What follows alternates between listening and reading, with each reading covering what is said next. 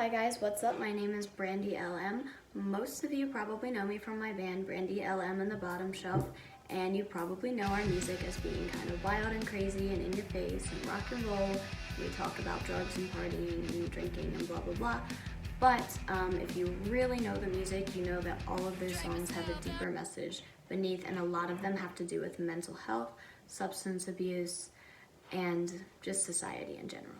This video is not about my music. Today I'm just here to get brutally honest with you guys about ADHD medication, addiction, things that I was not honest with really anyone about for about like 8 years. That leads me to believe that there are a lot of other people out there who feel like they can't talk about these things, and they probably feel very alone. And that's really my purpose of making this video, to show that you are not alone, to show what I've gone through over the years, and just to let you know that like you can comment on here, you can message me if you feel like you can't talk to anyone else. So I am going to talk about the good, the bad, and the ugly of ADHD medication.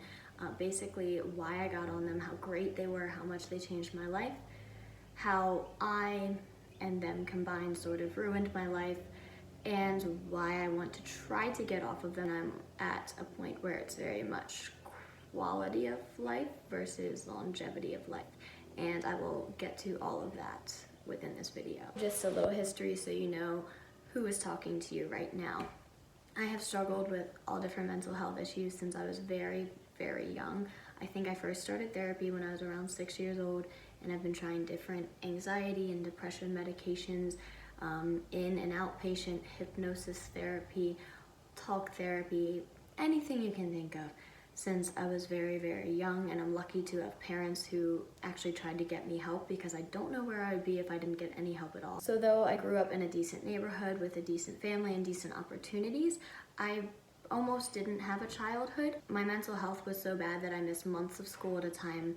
I had legitimate panic attack breakdowns every single day for years and years. I could not handle sitting in school, and I would have to get up and leave, and it was super embarrassing, and my teachers would yell at me for it, and they thought I was just trying to skip class or whatever. And it's like, no, I'm having a legitimate mental breakdown. I am dry heaving or throwing up in the bathroom and crying my eyes out because I have anxiety about sitting still in class. I know that we are focusing on ADHD and ADHD medication in this, but I will let you know I have severe anxiety and depression as well. You know, everyone has anxiety right now, and I'm glad that people understand it more and are more open to it and realize that it's a real thing.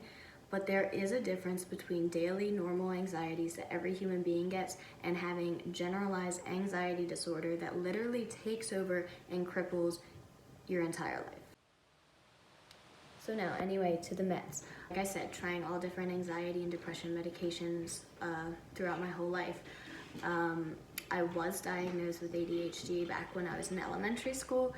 We didn't medicate. I was doing very poorly in school. I almost failed a lot of classes. I did fail some. I had to go to summer school, but I was smart. I knew things that we weren't even learning in school. I had been writing songs. I was extremely creative. I was super fascinated with nature and science. I was smart. I just could not do school. So in high school, I was diagnosed again with ADHD, and we finally decided to try some medication. And let me tell you, it changed my entire life. Okay, so speaking of change, I just had to completely change locations of this video, but that's okay because this room is pretty and blue. Anyway, back to the story. So my life changed forever once I got on these medications. So when I started the medication, I went from failing out of school to getting straight A's all through high school and college. I graduated college with a 3.9 GPA. So anyway, that was a major change. Another thing, before I was on medication, I really wanted to learn to play the guitar. I could not bring myself to do it. I had been writing songs for years and years and singing in talent shows and doing that stuff, playing in musicals. Could not learn an instrument because just couldn't bring my mind to it, even though I wanted to do it. As soon as I started taking medication that year, I learned how to play guitar, and that's why I am where I am today. Before the medication, I failed, I hated myself. I was in this honors choir, this regional honors choir, and I was recruited for it because people were like, oh, she's so talented, blah, blah, blah. And I literally just dropped out because I didn't want to put in the time to learn the music. And it wasn't that I didn't want to. It was that, like, I couldn't. I started medications. Again, like, my friend group started changing a little bit. I was involved with people who were, like, doing more for the community or more involved in school. And I was more involved. I just didn't hate myself anymore. I was like, oh my gosh, all these years, like, I thought I was stupid and pathetic and I couldn't do anything. And I realized that's not the truth. I just needed the right medication. During this time, the panic attacks got to be a lot less too. And it's weird because ADHD medication is a stimulant. It does make your heart race a little bit. It gives you kind of like a fluttery feeling. You'd think that that would send me into an anxiety attack, but it didn't, because it makes me feel like my thoughts are more clear. I can figure it out instead of going into this big spiral of like, oh no, the world is ending and I want to escape my body. I can be like, all right, I feel a little fluttery, makes sense, I'm gonna get back to my day. And the panic attacks got way, way less too.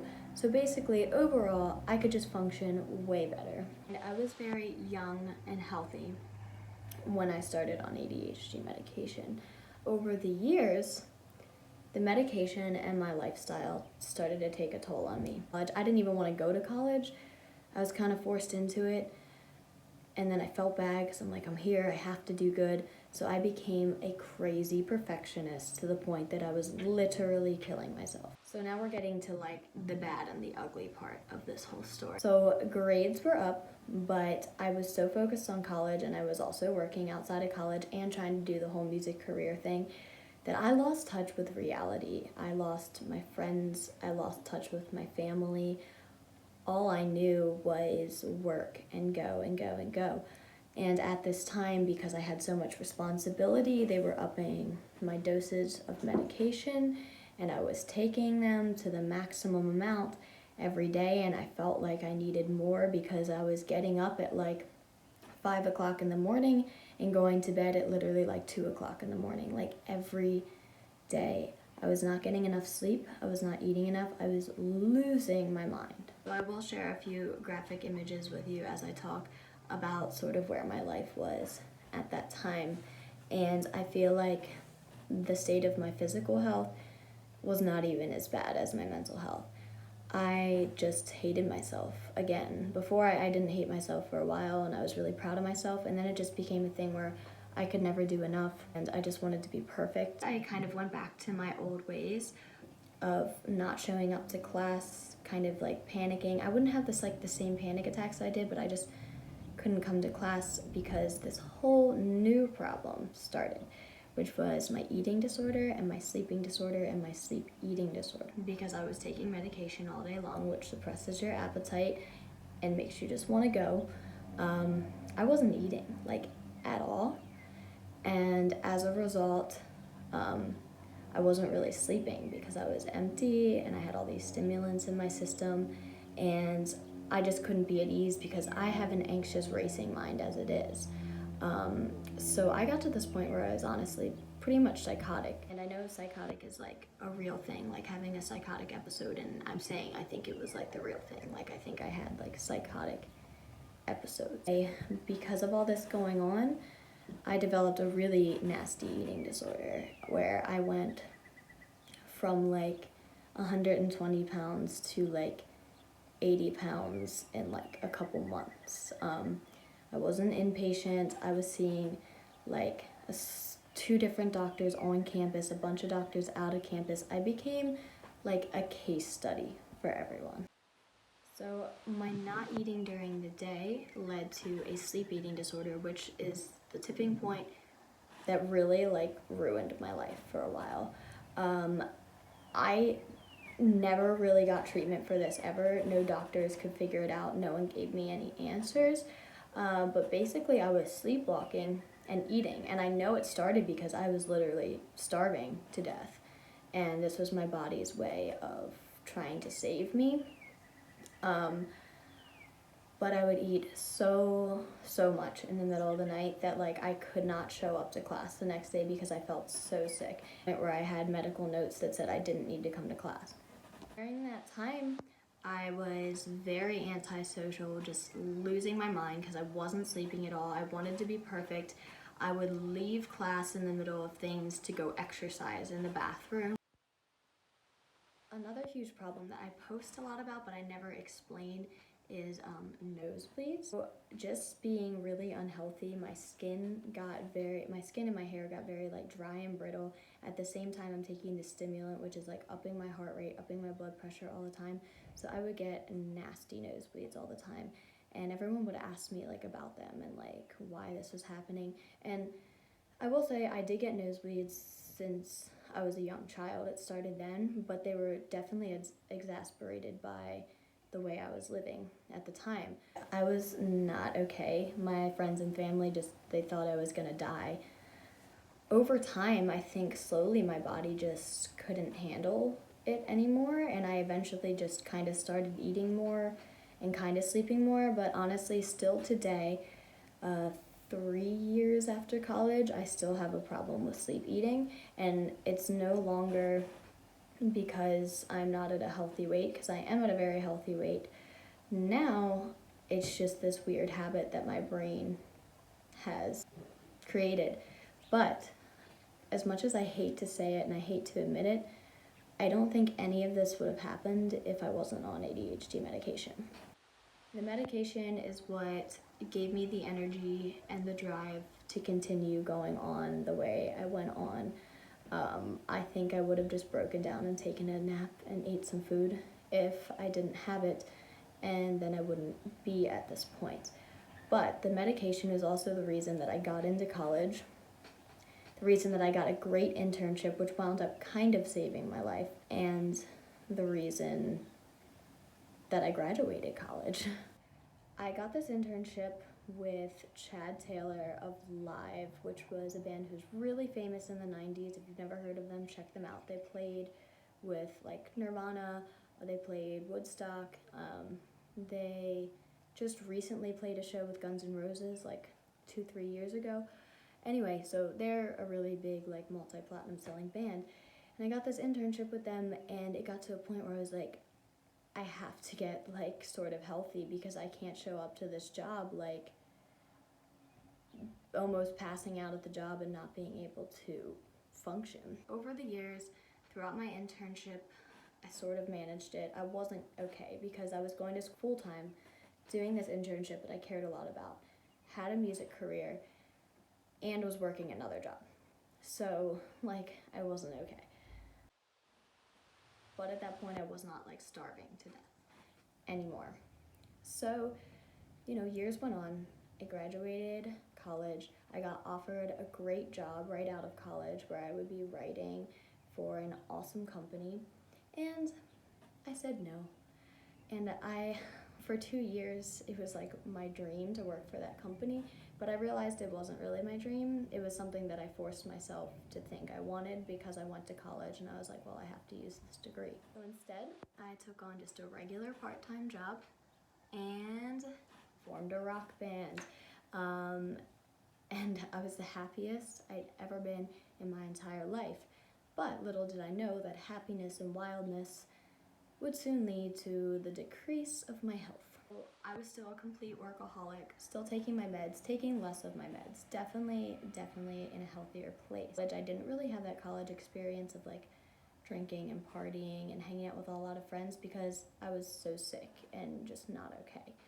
So I just kind of went wild, and I'm glad I did it in a way, but I was like, I'm not getting a job, I don't care, I worked so hard for this degree, I killed myself over it. Like literally, if I didn't go to college, I probably would have many more years of my life left because I took a serious toll on all of my organs. I was still taking my meds, still convinced that I needed them to function in daily life, and that was true. But on top of that, I was staying out late, I was drinking, I was partying, and drinking hurts your heart, like really bad. So after years of heart mistreatment, for one, starving yourself, horrible for your heart. 2, not sleeping, horrible for your heart. 3, drinking like 7 pots of coffee and taking a bunch of stimulants every day, really horrible for your heart. Now I'm super happy with my band and we're playing all over the place and I'm finally the person that I always wanted to be. And I have this like better quality of life. It's not perfect. Super happy, but my health is declining. So after all these years of abuse on my heart rate when I wake up in the morning and all throughout the day is anywhere between 90 and 100 and sometimes more. The average person's resting heart rate for a healthy heart is around 60 or less. My blood pressure is also too high, so let me tell you about this. I get several hours of exercise a day. I love exercising, and I am a vegan, and I eat pretty clean.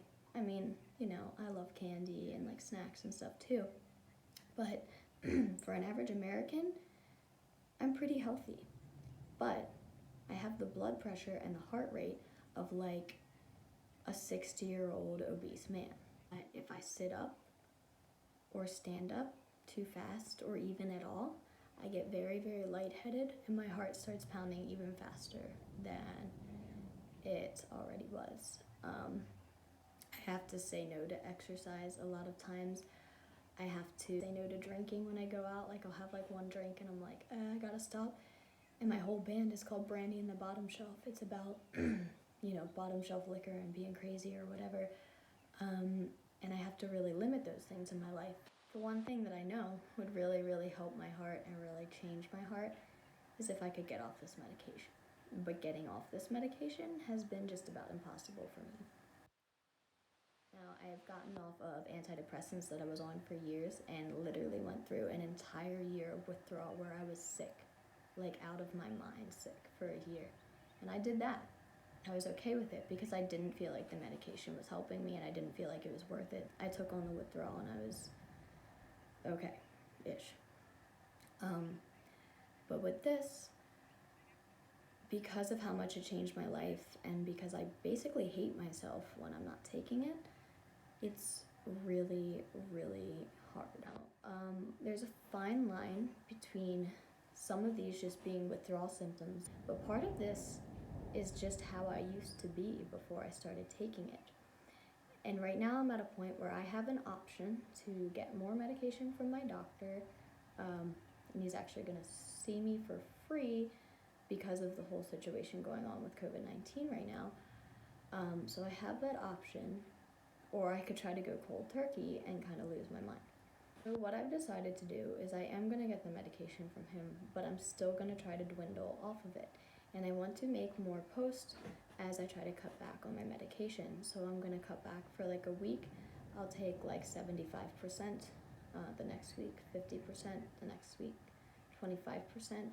I think I have to talk it over with him more first. But I have a fear that I am going to then lose the quality of my life. And this is what I talked about in the beginning of the video, where right now I'm at a battle between quality and longevity. If I continue to take this medication every day and stay up too late and not eat correctly and not sleep correctly, I am going to have serious heart issues. I already have serious heart issues. I could have a heart attack, I could have a stroke, I could have an aneurysm at a very young age. And you think it won't happen to you, but especially people with eating disorders and people with stimulant abuse issues, like I have, those things happen at very young ages. On the other hand, if I live a fulfilling and productive and social, happy life until I'm 50, that might be better than living till I'm 80, but struggling to function every day normally.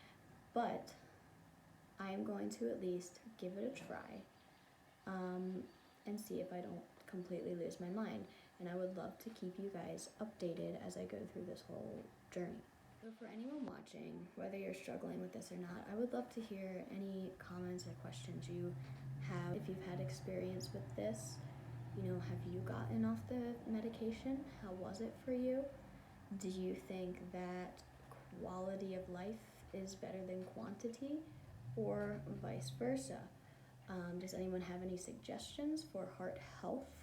Or just reach out to me, even if it's not public. You can always message me say, you know, hey, I'm struggling too. I'd like someone to talk to, and I would love to talk to you because it is really, really hard to talk about this stuff. So yeah, that's pretty much my whole story. Again, I haven't been honest about it for years and years and years, and it's very serious and more serious than I would like to admit, and I'm kind of in denial about it still, which is part of the reason why I made these videos, and I'm going to take all of you on the journey with me as I try to get off this medication, and I may fail, or I may find some sort of balance where I can take less and my heart is a little bit healthier, but I'm still getting that quality of life. So again, if you know someone who's struggling with it, with addiction, with abuse, with dependence, or just with whether or not they should take it or whether or not it's helping, please reach out to me. You are not alone. And of course, stay inside, stay safe, tell your loved ones you love